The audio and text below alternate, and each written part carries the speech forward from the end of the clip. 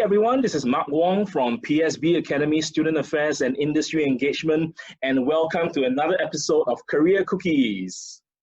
We are pleased to have with us Mr. Willie Soh, who is the Chief Enabling Officer of MindConnexions Private Limited. And prior to that, Willie has held senior positions with Crimson Logic, where he was the Group HR Director for Organizational Development, heading up its employee engagement and talent development portfolios. In addition, he was also instrumental in designing a global technology associate program, which equips aspiring IT professionals with real-world experience in the tech industry through a structured learning experience. Willie, it's a pleasure to have you with us today. Thank you, Mark, for having me here to share my experiences and hopefully to inspire the graduates as they embark on their new journey in the corporate world. Pretty sure you will.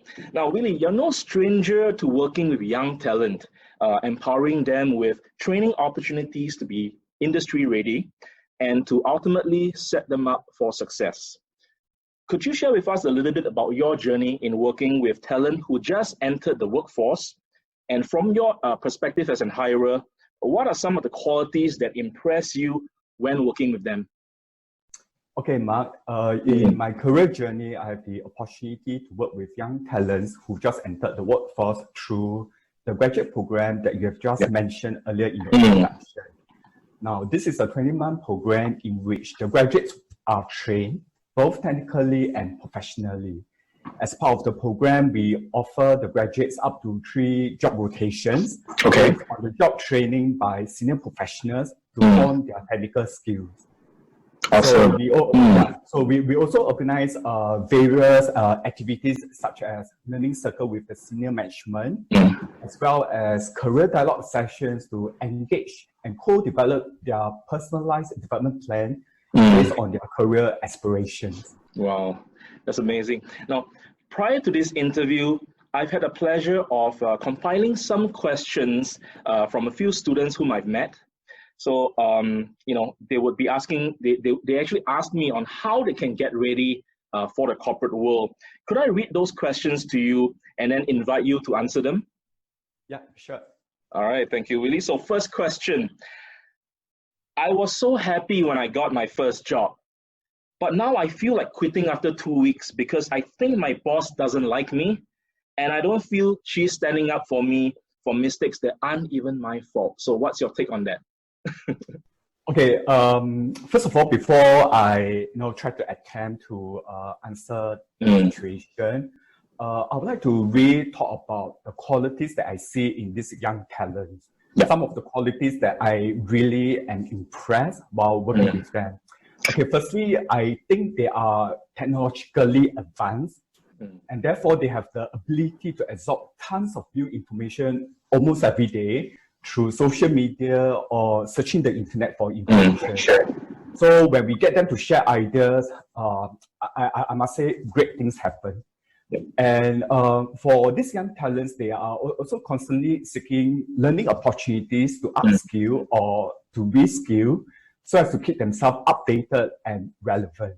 And they also have a strong ability to adapt to change, especially we are now living in the digital era whereby technologies are always evolving and this kind of impact our lives much faster than we expected it to be happening.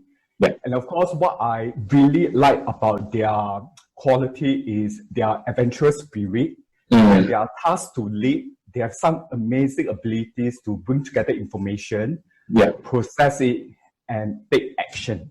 So these are some of the qualities I see in the young graduates who are joining the workforce. So back to the question, the situation that you've just shared with me. Now, without any context to this situation, I would assume that this boss is either a baby boomer, meaning to say they are, people who are born between 1946 to 1964, or this boss might be a Gen X, people who are born between 1965 to 1979. Now, we know what a multi-generational workforce is. Yes. and also the potential challenges it brings to the organization. Mm. So with such multi-generational differences, misunderstandings are inevitable. Yeah. It will be a clash of many sorts, from career priorities to working styles. Mm. So for this situation that you have just shared, I would really encourage the student to embrace the situation and to be able to find an opportunity to have a one-on-one conversation with the boss, so as to seek clarity without assumption. Perhaps it is for a different reason why the boss is reacting this way. So to seek clarity and to uncover any misunderstanding between the boss and the student. And then from here, to be able to work with the boss on a personal development plan to improve. For example, the student may want to embark on some e-learning course to enhance communication skill with multi-generation in an organization. Right. So that's my thought on that situation. I think that's a great answer, Willie. Thank you. Now, second question. This is coming from a student leader.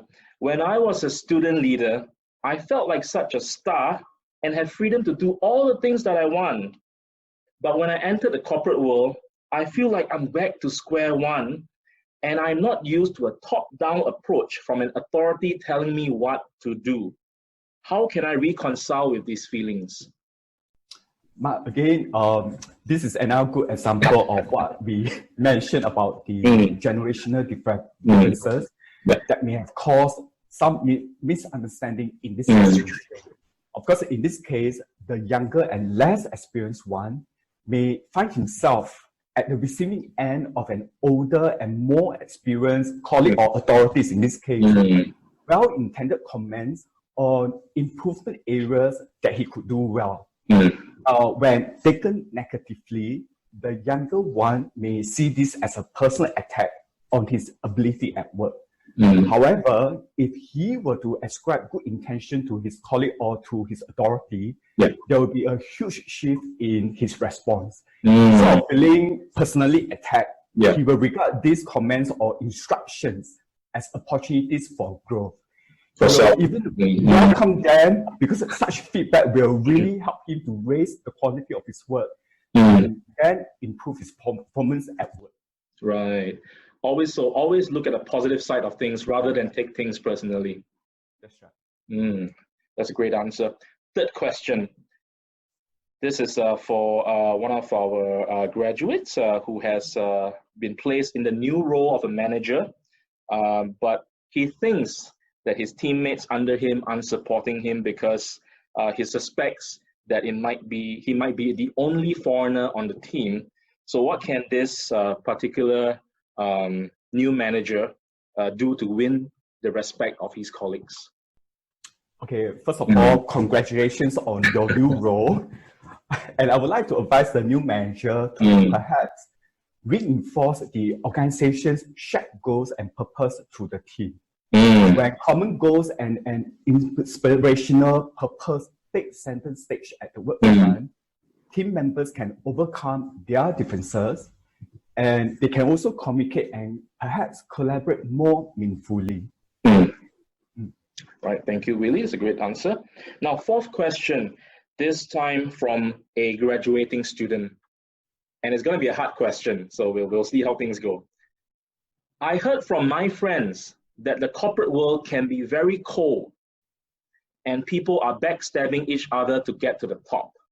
How can I survive in such a political environment?